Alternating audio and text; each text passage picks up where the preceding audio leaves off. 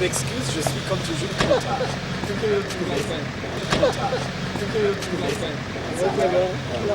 C'est une occasion assez triste. C'était toujours de partir du pays. Mais je voulais dire au Vous revoir. reviendrez. Je vous en prie.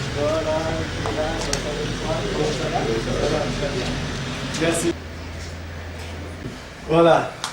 Merci de me recevoir une dernière fois. Ah, C'est un au revoir, mais pas un adieu. Hein? Non. Alors, Non. Vous aurez laissé des grands souvenirs. Les gens ne sont pas contents.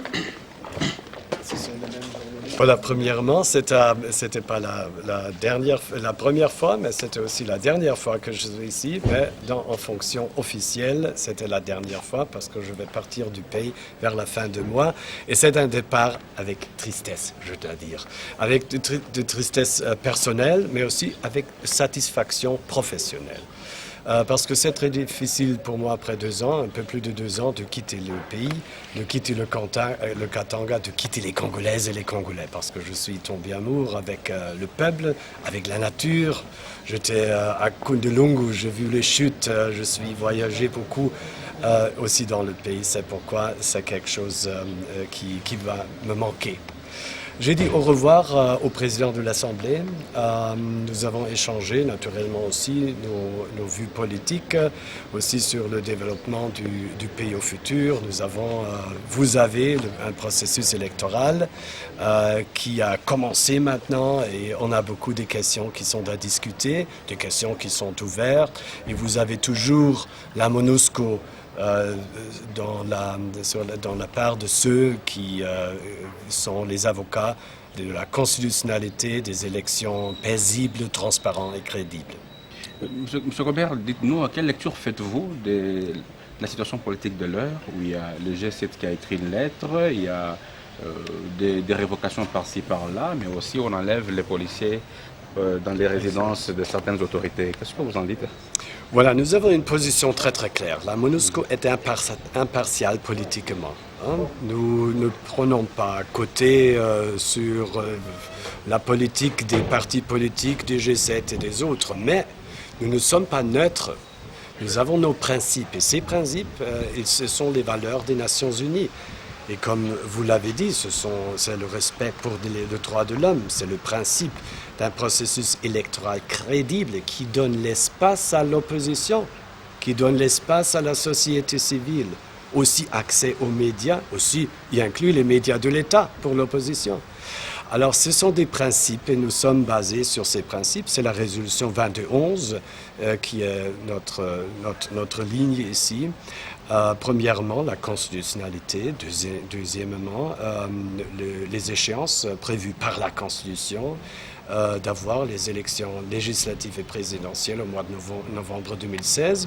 Ce sont les principes qui sont dénoncés dans notre résolution et les autres, ce sont des principes généraux de respecter les droits de l'homme, d'avoir un processus électoral paisible. C'est la chose la plus importante parce que par sa nature, les élections sont divisives. Hein? Alors, on a beaucoup d'opinions. Les gens ne sont pas d'accord, c'est normal, c'est la démocratie. Et vous pouvez être fier sur votre démocratie ici, mais ça doit être gardé. En particulier, il faut aussi donner l'espace à ceux qui ne sont pas d'accord avec la vue des autres. La sécurité au niveau de la province du Katanga, l'apport de la MONUSCO pendant que vous partez, vous laissez la province du Katanga dans quel état?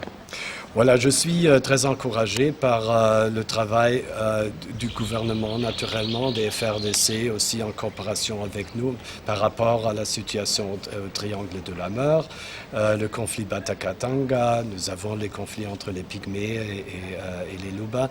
J'étais plusieurs fois à Manono, à Nyunzu, des autres endroits. J'ai essayé toujours de voir moi-même les problèmes et d'essayer alors de trouver une solution.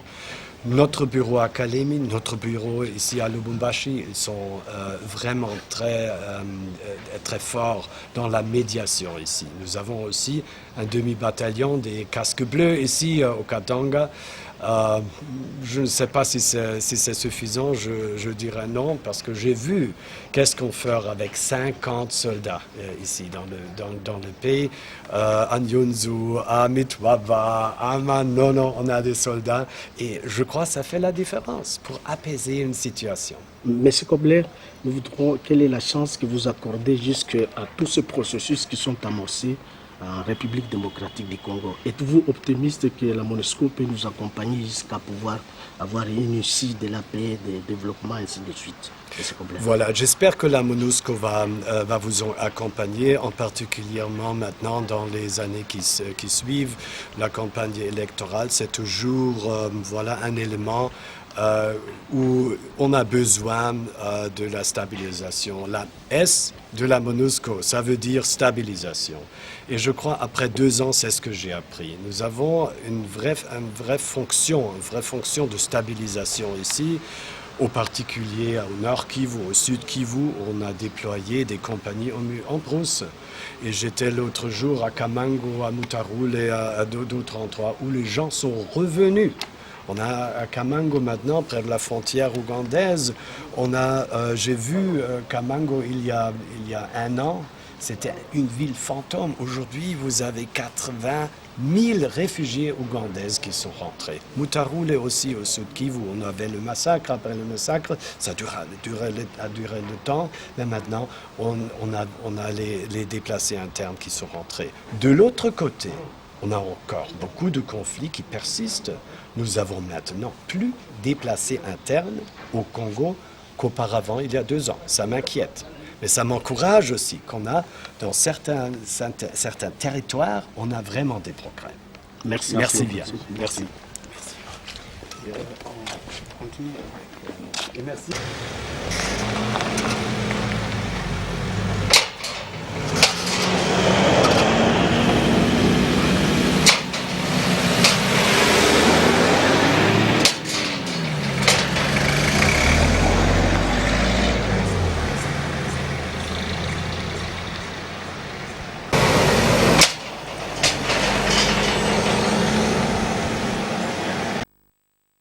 J'ai dit au revoir au président de l'Assemblée.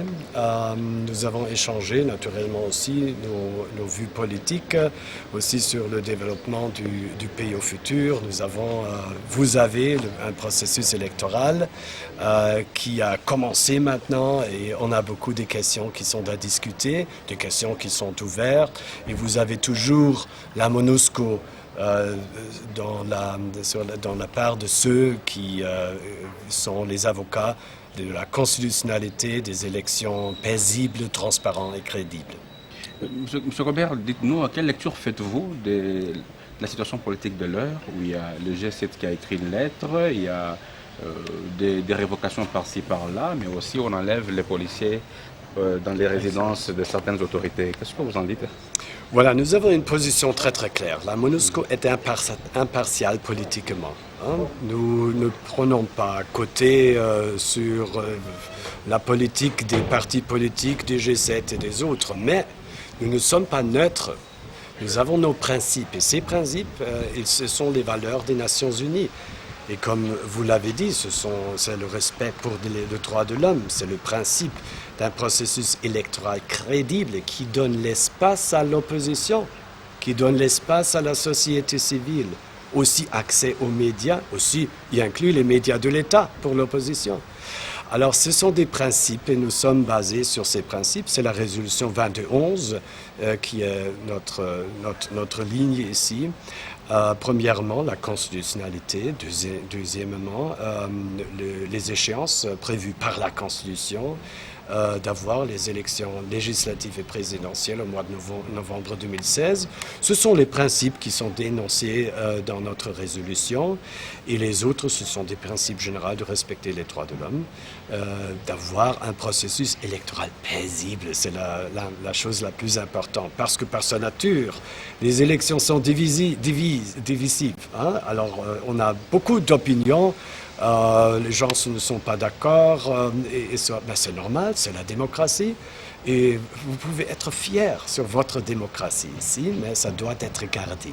En particulier, il faut aussi donner l'espace à ceux qui ne sont pas d'accord avec la vue des autres.